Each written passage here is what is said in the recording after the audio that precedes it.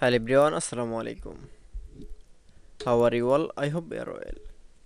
Welcome back to my channel in this new video. Today's video, how to sense picture resolution in Photoshop. So let's start. At first open your Photoshop document. Now you can see sense picture resolution in Photoshop. At first we insert the picture. Now I'm going to the file option, then click from.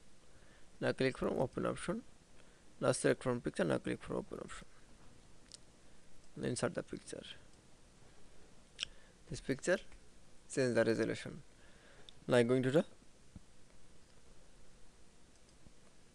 image menu option. Now click from adjustment option.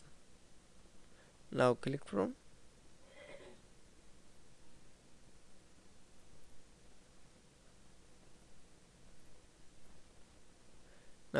brightness. Now you can see, now select from, open the new interface. Now change the resolution you need.